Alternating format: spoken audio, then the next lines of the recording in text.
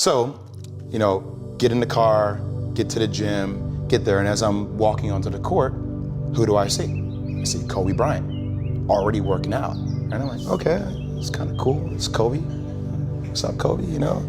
And so I put my sneakers on, and do you ever get lost in what you do, where you end up like, wait, it's been an hour and a half. Like I'm here, I'm in it. So once I set my foot across that line, I started working out, and so I worked out for a good hour and a half. And when I came off after I was done, I sat down, and of course I still heard the ball bouncing. I look down, I'm like, this guy's still working out. He was working out for like, it looks like he was in a dead sweat when I got here. Right. And he's still going. And it's not like his moves are nonchalant or lazy. He's doing like game moves, I sit there and I unlace my shoes. I'm like, I want to see how long this goes. So I sit out there and watch another 25 minutes. And he got done. I said, okay, I think I've seen enough. Go play, come back, get in the sauna, get ready for the game. That game, he drops 40 on us, okay? And after the game is over, I'm like, I have to ask this guy. Like, I have to understand, like, why he works like that. Right. So after the game is over, I'm like, hey, Kobe, like, why were you in the gym for so long? He's like, because I saw you come in. and I wanted you to know that it doesn't matter how hard you work, that I'm willing to work harder than you. Wow. Let's use happy endings, right? And then we can relate this to failure and why it's not existent. Like, everybody talks about, like, everybody wants a happy ending, right? Now let's go to the reality of it, right? Let's look at a fairy tale story. Let's look at Snow White. Mm-hmm. She gets a happy ending, she finds Prince, and whatever, she goes on, she lives happily ever after. Well, I call on that because 2 months later, the fact is they had an argument and he's sleeping on the couch, right? So the point is, the story continues. The story continues. So if you fail on Monday, the only way it's a failure on Monday is if you decide to not progress from that, right? So to me, that's why failure is not existent. Because, if I fail today, okay, I'm gonna learn something from that failure and I'm gonna try again on Tuesday. I failed and I'm gonna try again on Wednesday. To say, okay, it's okay to fail because you're gonna be loved no matter what. And that doesn't just mean basketball, that means anything in life. What I try to do is just try to be still and understand that things come and go, emotions come and go. The important thing is to accept them all, to embrace them all, and then you can choose to do with them what you want. What I've learned is to always keep going, always. I've come to find out is that, no matter what happens, the storm eventually ends.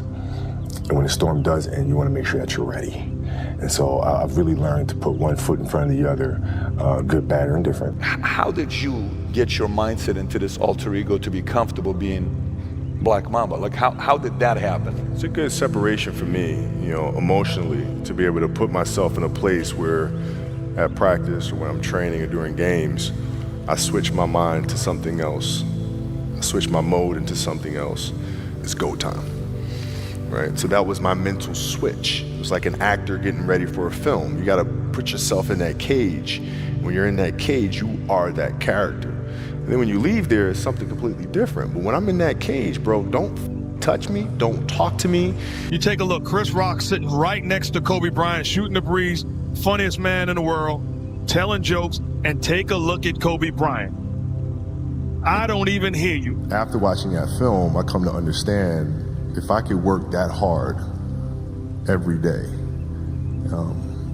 with being blessed with the physical tools that I have, what would my career be? And I made a promise to myself from that day that I was going to work that hard every single day so that when I do retire, I have no regrets. And that was the most important thing for me, is to leave no stone unturned, get better every single day. And if I lived that way, then over time, I'd have something that was beautiful. But that was my philosophy. It seems like a pretty simple one, but if you live your life to just get better every single day, and do that for 20 years, what do you have? You can be mentored by people who aren't alive. 100%, because their stories still live, which brings us to the importance of storytelling. Yeah. Their stories still live. These muses are here. It's important to learn from them. Doubt is such a strange thing. It's there'll be times where you succeed and there are times that you fail.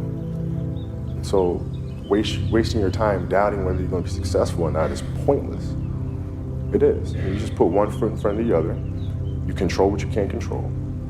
And then you see what the outcome is, right? If you win, great. You're going to have to wake up the next day and do the journey over again. If you lose, it sucks, but you're going to have to wake up the next day and do the journey all over again anyway, right? So it's really pointless to sit here and debate or have doubt or this, that, and the other. You train as hard as you can, and you step out there and you let it flow. You're up 2-0. What's the story? Are you not happy, or you're only half happy, or? Still to be happy about. You're up 2-0. Job's not finished.